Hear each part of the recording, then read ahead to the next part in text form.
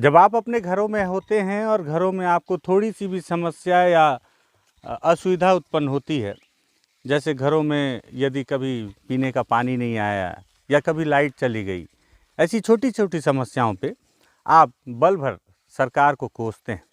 आपको लगता है कि आप टैक्स पटाते हैं और सरकार को ये सारी फैसिलिटी तो आपको देनी ही चाहिए।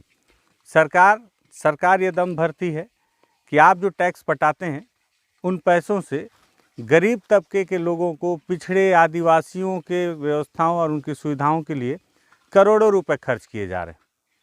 लेकिन बस्तर के कई ऐसे इलाके हैं जहां छोटी छोटी लेकिन बड़ी चुनौतियों से जूझने वाले ग्रामीण इन सारी शिकायतों से दूर अपने घरों में बिना किसी शिकायत के रहते हैं और रोज़ उसी समस्या से दो चार होते हैं। नमस्कार, मैं विकास तिवारी हूं और आप बस्तर टॉकीज़ देख रहे हैं। इतना कहानी भूमिका बनाने के पीछे मकसद ये था मेरा कि दरअसल मैं अभी किरंदुल की पहाड़ी के दूसरी तरफ हूँ। अब देखिए कि किरंदुल की जो पहाड़ी है, बोलने को तो लोहे की पहाड़ी है, लेकिन सोने की खान मान सकते हैं। करोड़ों रुपए उससे कमाए जा रहे हैं और वो लक्ष्मण रेखा है। मतलब उस किरंदुल की पहाड़ी के एक तरफ इतनी खुशहाल ज़िंदगी है और उसके दूसरी तरफ इतनी बदहाल ज़िंदगी है। उस बदहाल ज़िंदगी को देखने के लिए आया हूँ। मैं गमपुर में हूँ, गांव का नाम ही गमपुर है और यहाँ 2 दिन, आज ये मेरा दूसरा दिन है इसी गांव में रुका हुआ हूँ।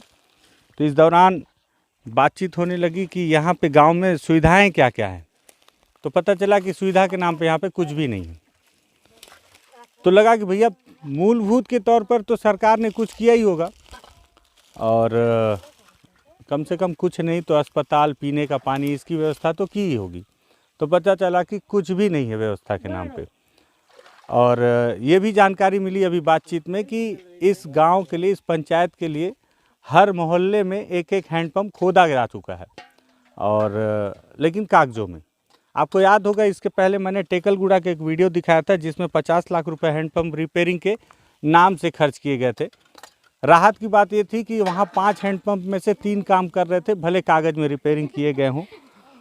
गांव वालों को पीने के लिए पानी कम से कम मिल जाता था। लेकिन अभी जिस गांव में हूँ, गमपुर में, अब गमपुर में आबादी की जानकारी तो मुझे नहीं है, लेकिन गांव बहुत बड़ा है क्योंकि एक मोहल्ले से दूसरे मोहल्ले जाने के लिए हमें मोटरसाइकिल का उपयोग करना पड़ रहा है। तो यहाँ मैंने जब पीने की पानी की व्यवस्था की जानकारी ली तो पता चला इस गांव का बिसलरी पानी उगलने वाला जो हैंडपम्प या जो प्यूरीफाई जो कहते हैं आप, वो सारा व्यवस्था ये है। अब आप देखें, ये जो लकड़ी का एक खो है, ये दरअसल यहाँ गांव वालों के द्वारा गाड़ा गया है और ये किस्मत है, मतलब भगवान की रहमत है कि उन्होंने इस पहाड़ी इलाके में भी ये पानी का एक स्रोत यहाँ छोड़ दिया है कि गांव वाले यहाँ पे प्यासे ना मर जाएं। अब इस पानी के स्रोत से ये पूरा गांव अपनी प्यास बुझाता है। लकड़ी का खो लगाया गया है और ये देखें आप, गांव की महिलाएं हैं किस तरह से ये सुबह से ये पूरा दिन इसमें धीरे धीरे पानी जो है पसीजता रहता है और ऐसे ही आता रहता है पानी और उसको पानी भरते हैं। बेटा पानी कैसे भरते हो, एक बार थोड़ा सा दिखाओ तो। एक तो ये है यहाँ पे दिक्कत कि ये देखिए इस तरह से आधा शरीर आपको अंदर घुसाना पड़ेगा इस लकड़ी के खो में और पानी का स्तर यही बना रहता है उसमें, तब आप पीने के लिए पानी निकाल सकते हैं। इस तरह से पानी यहाँ पे पिया जाता है लेकर। अच्छा, मैं गांव वालों से पूछ रहा था, यहाँ आने के लिए सड़क नहीं है, यहाँ अस्पताल नहीं है। अभी हमारे साथ जो कैमरा हमारा चला रहे हैं बादशाह खान जी, उनसे चर्चा हो रही थी तो उन्होंने भी इस बात का जिक्र किया कि सोचो अगर मान लो यहाँ एक छोटी सी बच्ची अभी देखे वो बहुत कुपोषित है। हम शहर में रहते हुए इस चिंता में रहते हैं कि अगर मान लो हमारे घर के बच्चों को या किसी की तबीयत अचानक ख़राब हो जाए तो उसे अस्पताल तत्काल कैसे ले जाएंगे और वहाँ की व्यवस्थाएं कैसी होंगी। यहाँ तो आप तत्काल क्या, यहाँ से आप किरंदुल जाने के लिए सोचेंगे भी ना तो उसमें भी आपको बहुत हिम्मत करना होगा कि आप किरंदुल जाएंगे कैसे। और उसके बावजूद एक गांव वाले जो है सरकार से कोई शिकायत नहीं करते। मतलब ये नहीं कि सरकार ने हमें ये नहीं दिया, वो नहीं दिया, जो नहीं दिया। इनका ये कहना है कि सरकार कुछ दे मत दे, कम से कम हमें दिक्कत ना दे।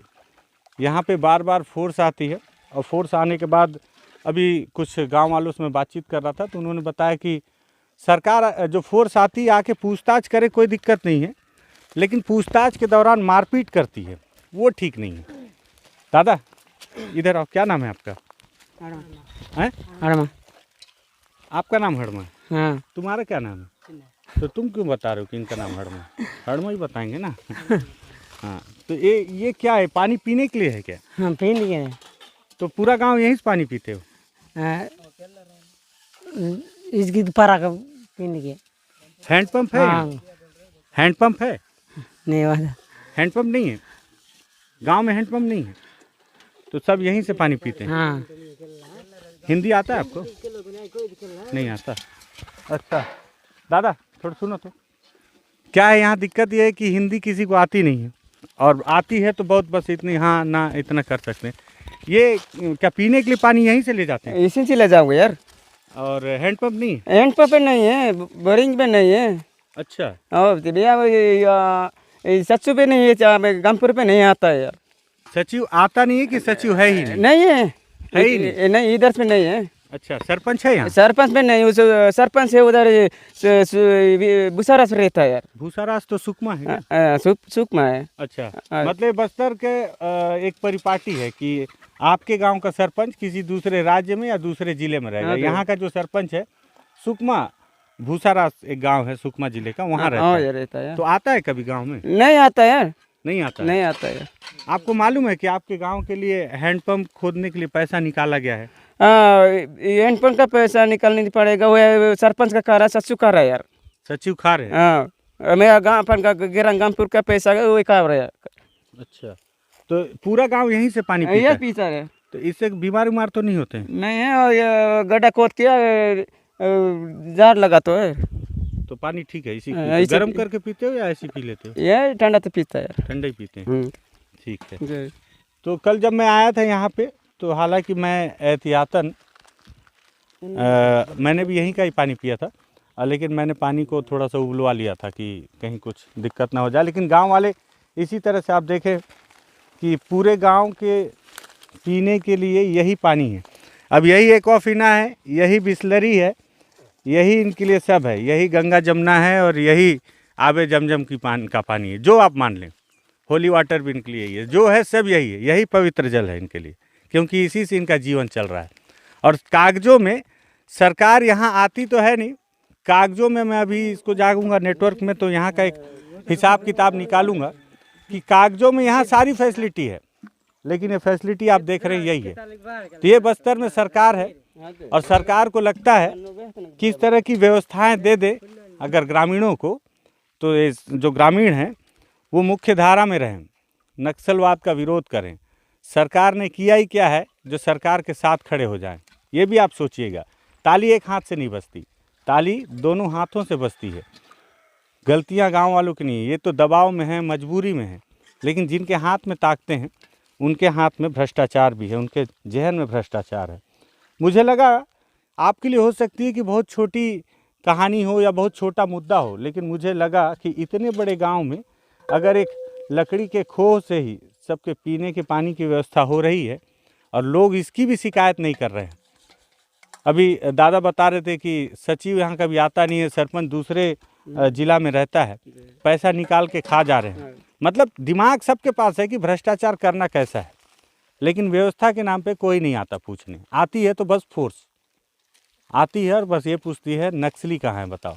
अब बताओ यहाँ कौन अपनी जान जोखिम में डाल के आपको सूचना देगा, इसको भी सोचना पड़ेगा।